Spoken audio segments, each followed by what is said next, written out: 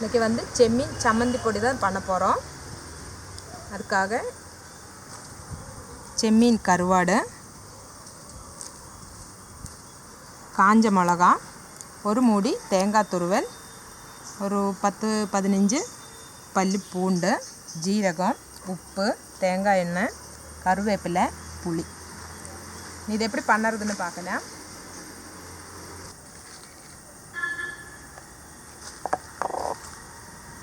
அதில் வந்து இந்த செம்மீனை வந்து கழுவி எடுத்துகிட்டு வந்துடலாம்.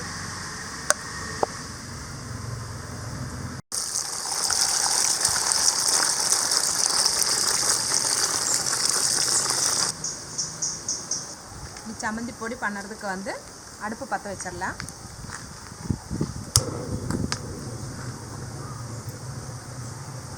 சீனி சட்டி சூடாயிருச்சு. ஒரு 2 டேபிள் ஸ்பூன் அளவுக்கு எண்ணெய் ஊற்றிடலாம். தேங்காய் எண்ணெய் தான் ஊற்றுறோம் நம்ம.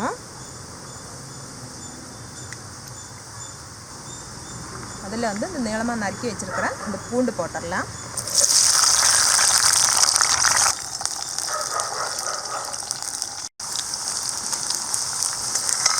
பூண்டு கொஞ்சம் வதங்கட்டும். அதுக்கப்புறமா வரமிளகா போட்டுடலாம்.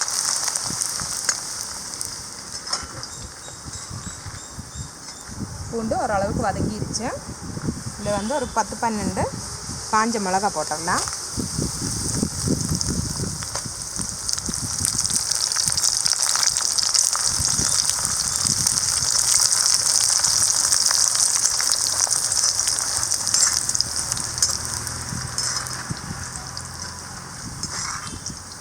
அடுப்பு வந்து இந்த டைமில் வந்து கொஞ்சம் சிம்மில் தான் நம்ம வச்சுருக்கோம். மிளகா வந்து இல்லை சீக்கிரமாக கரிஞ்சு போகாமல் இருக்கிறதுக்காக சிம்மில் தான் வச்சுருக்கோம்.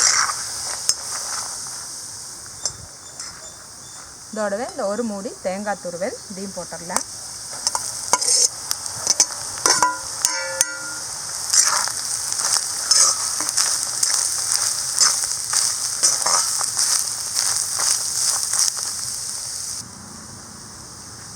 நாலஞ்சு கொத்து கருவேப்பிலை,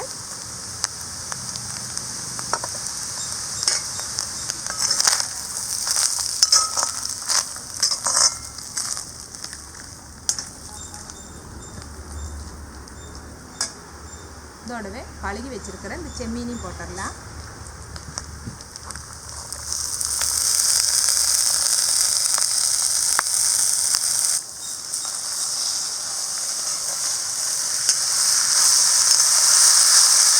இதெல்லாம் சேர்ந்து நல்லாவே ரோஸ்ட் ஆகி வரணும்.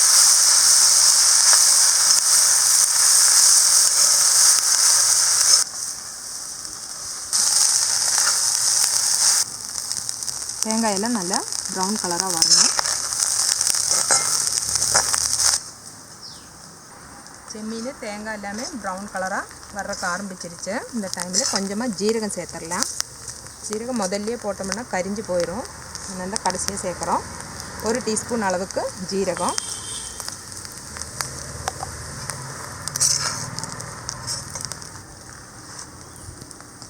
தேவையான அளவு உப்பு,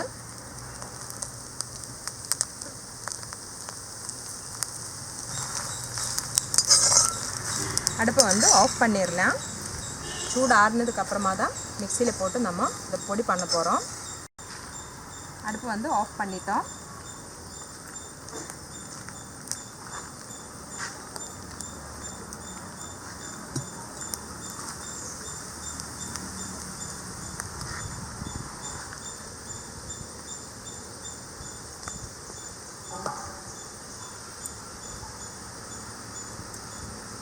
ஒரு நெல்லிக்காய் சைஸ் அளவுக்கு புளி இது இதோட போட்டுடலாம்.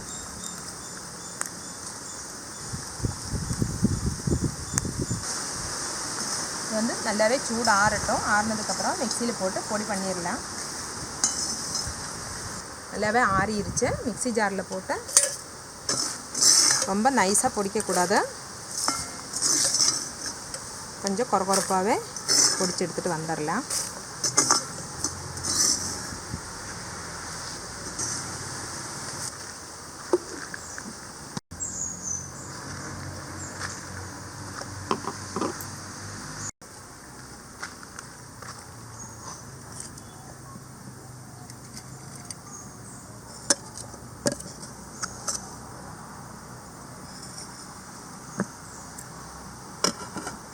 இந்த மாதிரி கொரகொரப்பாக பொடிச்சு எடுத்துகிட்டு வந்துட்டோம்.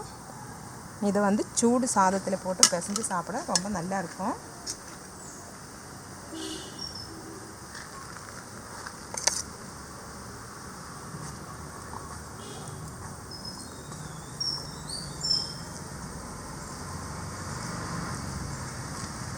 டேஸ்ட் பண்ணி பார்த்துடலாம். செம்மீன் சம்மந்தி பொடி வந்து சூப்பராக இருக்குது. நீங்களும் இதே மாதிரி செஞ்சு பாருங்கள். பிடிச்சிருந்தா சேனலுக்கு சப்ஸ்கிரைப் பண்ணுங்கள், ஃப்ரெண்ட்ஸுக்கெல்லாம் ஷேர் பண்ணுங்கள். மீண்டும் அடுத்த ரெசிபியில் சந்திக்கலாம். நன்றி, வணக்கம்.